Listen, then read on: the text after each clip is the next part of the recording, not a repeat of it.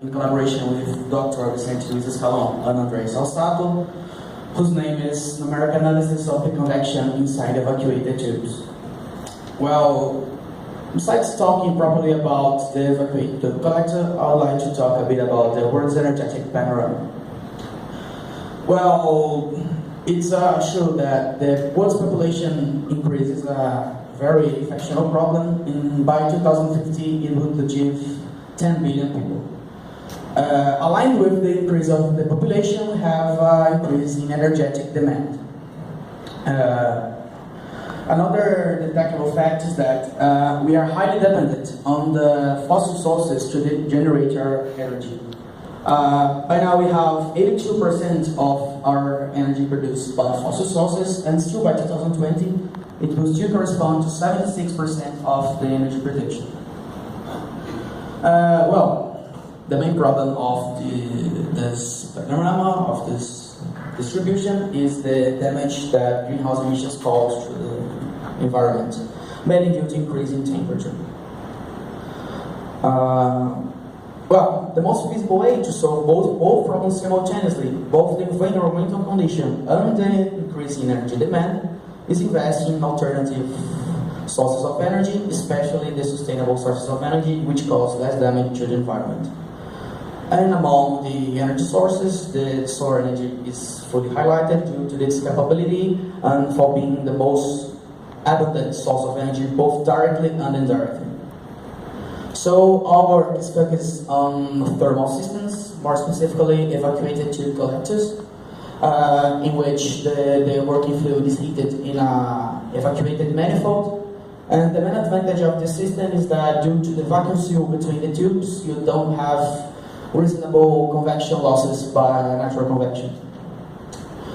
Well, so the objective of this study is initially develop a computational model based on a commercial evacuated tube developed before in literature, but Hardy Morrison had to make 3 of their works, both numerically and experimentally. When we're simulating the transient behavior of the evacuated tube collector during a period of constant radiation, and when we are validating our model in comparison with the model simulated by the alpha. And to sum up, we are proposing an adaptation of the system in which we substitute the inner tube by a cupid tube of 2 mm of thickness to evaluate how the high thermal conductivity of the cube has influence in the thermal stratification of the tank and on its on the natural circulation within the system. So for our methodology, we use the finite volume method to solve the transport equations and momentum conservation equations. We're developing a transient analysis in a evacuated tube collector, a conventional evacuated tube collector, mounted 45 degrees with the ground over a diffusive reflector.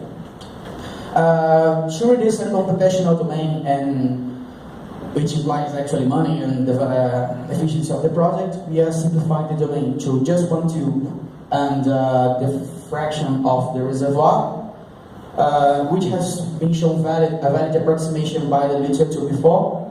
And in the secondary model, we are just including the cupid tube, but the mesh of the system is literally the same.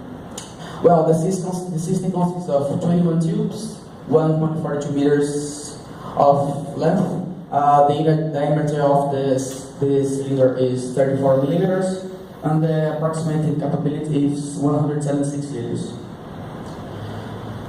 Well, regarding the mathematical sphere of the problem, it can be considered a closed system once during the simulation time there is no flow inwards or outwards of the system.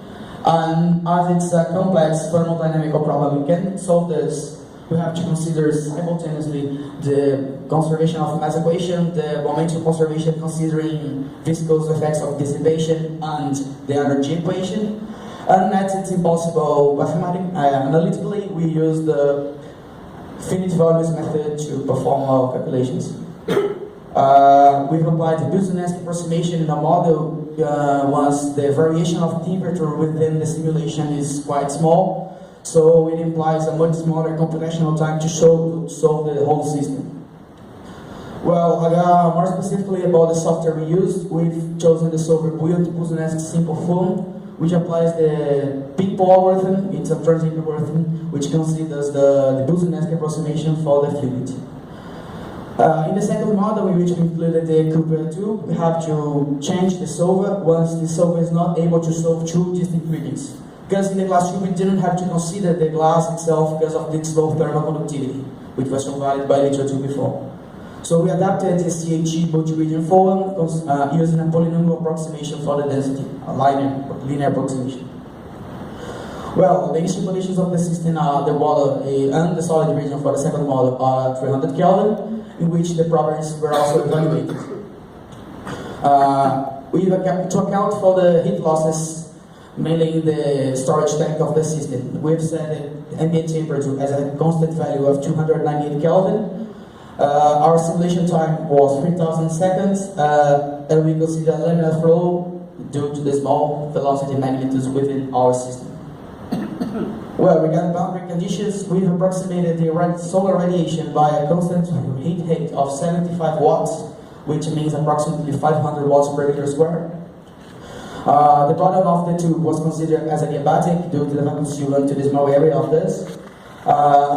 Around the storage tank, we've applied a transient boundary condition to account for the convection heat losses, fixing a constant heat loss coefficient based on ISO 9459-2, which was also performed by our literature. Those heat conditions applied to the walls of the system, the pressure field obtained based on the velocity field. As I mentioned before, we would use the swap for film package to account for the transient behavior of the convection, and the Kilburn boundary condition for the transition between solid and liquid regions. Well, our results regards to two main spheres. Initially, we had to validate the model we have based on the model experimented both numerically and experimentally by our author's reference. So we analyzed the natural circulation behavior both within the tube and on the tube opening, and also the transient thermal stratification of the storage tank.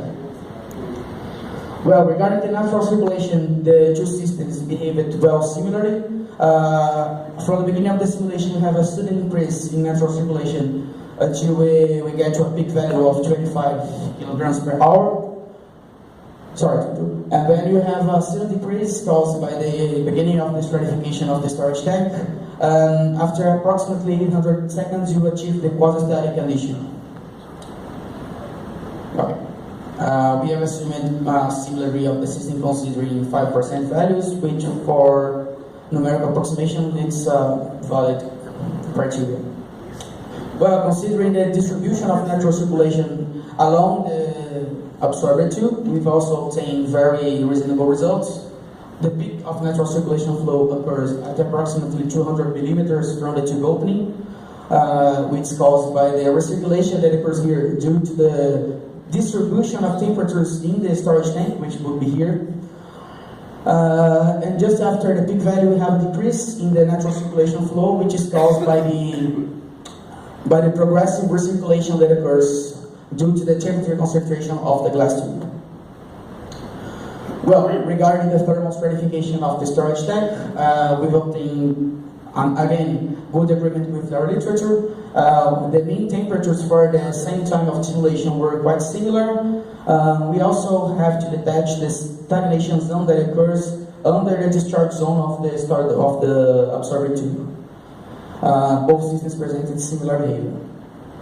The behavior is characterized by this region, which is not affected by the thermal siphon effect. So it's like a bad value inside the storage tank that definitely compromise the performance of the system.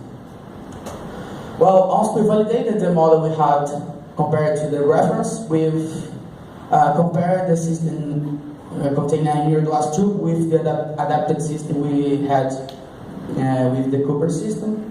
And we compared again the natural circulation flow both along the axis and on the tube opening, the transient stratification of the tank. And to justify why the difference found here, we've analyzed the velocity and temperature profiles at the tube opening and also the temperature variation of the absorber tube. So regarding the natural circulation, the values obtained for the Cooper tube achieved the quasi-static condition in a shorter time, and the magnitude was 13% smaller than what we obtained in the glass tube. This is justified mainly by the hot and cold distribution of temperatures found in the absorber tube. Will be shown later in this main presentation. Well, regarding the natural circulation along the tube, the peak value found for the Cooper tube occurred further in the tube at approximately 400 millimeters, while in the glass tube it was about 200 millimeters, which is justified by the high recirculation generated by the high conductivity of the Cooper close to the tube opening. Moreover, we have a region here in which the Cooper tube presented high natural circulation flow than the glass tube, which will be explained further again based on the distribution of temperatures in the tube. Well, this graph presents and justifies both the behaviors. Here we have the glass tube temperature distribution, here we have the Cooper tube distribution. In the glass tube, we have at the tube opening both the highest and lowest temperatures of 309 Kelvin and 304 Kelvin. For each displacement time of this graph is 2,000 seconds. While in the Cooper tube, we have approximately constant temperature along the tube, and also the difference between the upper and lower part of the tube are much smaller. Well, this behavior causes a mixing of the fluid between the hot and cold streams in the absorber tube, which justifies the mixing at the tube opening.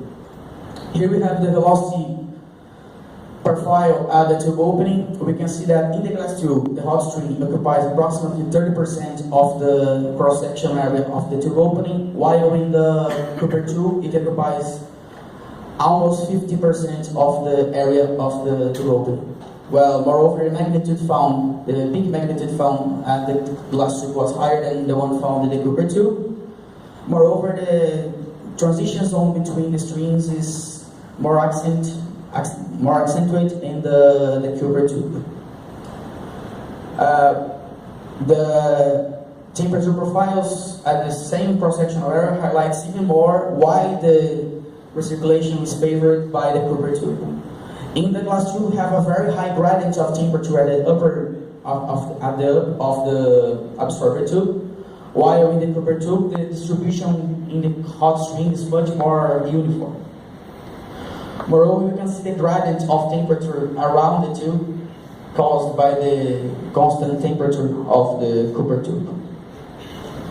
So here the transition area occupies almost 30% of the cross-sectional area.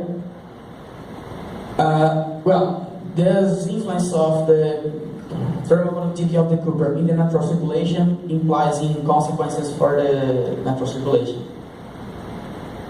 Well, as a conclusion, the comparison carried has shown that the glass tube model presented best results for the thermal storage in the storage tank because of the deeper influence of the circulation generated by the high thermal conductivity of the Cooper tube by the tube opening. However, some behavior found due to the high thermal conductivity of the Cooper tube could be applied in some specific regions of the collector to improve the natural circulation, especially in the second half of the tube, in which it had the peak values of natural circulation in the system. Thank you for your attention. Any questions? Comment, questions?